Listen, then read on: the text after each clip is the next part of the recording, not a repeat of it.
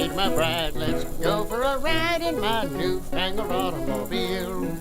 Just where we will go, nobody knows, but it's sure a great way to feel. Behind the wheel of the speed meter steel, it's my newfangled automobile.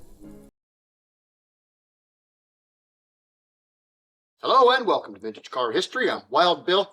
Around the turn of the 20th century, a lot of companies that were involved in making vehicles got into the car business.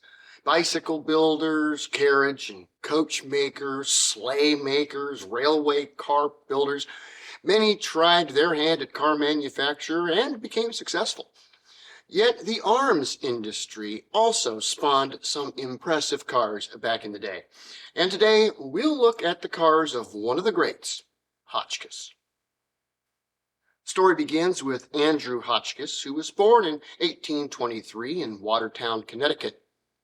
His father, Asahel Hotchkiss, owned a foundry where he invented and manufactured fasteners and small hand tools. Andrew was born paralyzed from the waist down, but was also a mechanical genius who, with the help of his father, brothers, and other family, would patent dozens of inventions in his short life. Amongst the most well-known were his series of rifled artillery projectiles that dramatically increased both the accuracy and lethality of the field guns of the day. By 1855, he received the patent and was in production at the family works. These shells would see extensive use by the Union Army during the war between the states. Unfortunately, Andrew passed away in 1858. Though his particular penchant for arms designs was reflected in his brother, Benjamin, who was a few years younger than Andrew. He also continued to improve the shell design as well as some new military pieces, receiving a number of patents on his own. He also worked with both Colt and Winchester as a gunsmith and designer. Peace broke out unexpectedly in 1865, and the American government suddenly lost interest in new weapons. Both the U.S. Army and Navy were drastically reduced, and Congress stopped authorizing development of new gun technologies, that Hotchkiss was on the forefront of. The family still had their tool and fastener business, which was quite prosperous, but Benny wanted to make guns, so he left the USA in 1867 to establish an arms company overseas, eventually ending up in the suburbs of Paris, France. The French knew of his accomplishments and were interested in what he would come up with next. It would be the Hotchkiss revolving cannon, and just in time for the Franco-Prussian War. Made for both Army and Navy use, these guns would continue to be developed, accumulating in the gas-operated machine gun of 1899, which would see extensive use by both French and American forces in the First World War. Benjamin passed away in 1885, yet his company continued on, making guns and ammunition of all kinds for militaries around the world. So when, around the turn of the 20th century, cars came along, it was decided rather quickly to get into that industry as well. At that time, the way guns and cars were manufactured was very similar.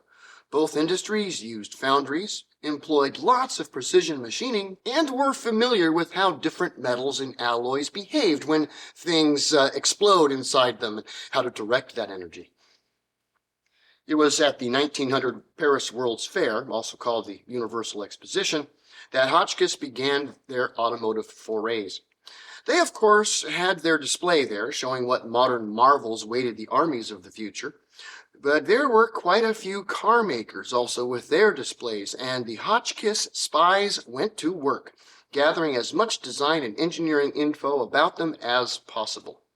By the end of that year, Hotchkiss was supplying pistons, crankshafts, and cams to the automotive industry. Within 2 years, complete engines and transmissions. In 1903, the first Hotchkiss car left the Paris factory. Paying homage to the company's roots, the Hotchkiss badge included crossed cannons, and the cars themselves had round hoods and radiators to resemble a gun barrel. The first Hotchkiss cars were four-cylinder machines of about 20 horsepower. They were particularly smooth and quiet running due to their use of ball bearings instead of smooth baveted bearings in their engines. Later that year, the factory burned to the ground, and production wouldn't get back to normal until about 1906, when they offered a 40-horsepower straight-six luxury car, which would be offered through to the First World War. A few years later, a light car would be in the offing, 2.2-liter, 12/16 horsepower Type Z. By 1914, 3 models of 4-cylinder and 2 6-cylinder cars were available from the Hotchkiss stables. Hotchkiss obviously did all kinds of things during World War I as well as afterwards. The Hotchkiss cars of the 20s and 30s were some beautiful machines, and we'll look at their wartime work and the cars afterwards another day. Hotchkiss continued to make cars through to 1954, when they turned primarily to commercial and military vehicles.